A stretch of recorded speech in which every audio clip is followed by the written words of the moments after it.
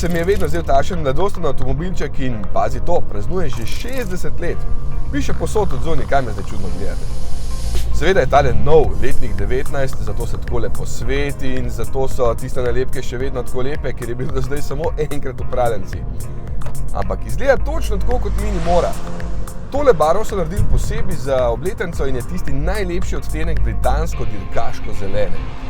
Teli 60 je še kar neki, med drugim tudi tukaj na krasnih sedežih, pa na volanu in mini, ko je parkiran, še vedno očara.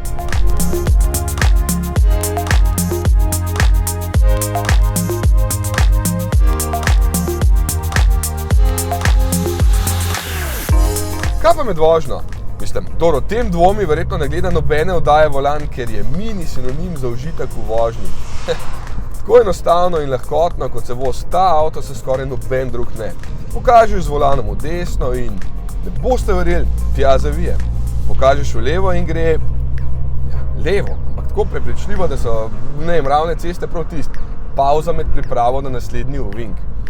Cooper S pomeni, da je motor več kot dovolj močan.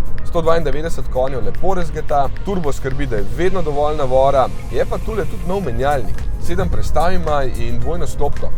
Eden boljših na trgu je s klopkama, ki se kopata v olju, pri speljevanju ni nadležnega cukanja, prestave pa menja kot za šalo. Zna tudi predvidevati voznikov način vožnje, ampak meni se še bolj dopade, da lahko hitro prestavljam s tema ušeskama. Ročica je sicer super postavljena in dobro oblikovana, ampak mi oblikovno ni všeč, ne paše v to lepo okolje.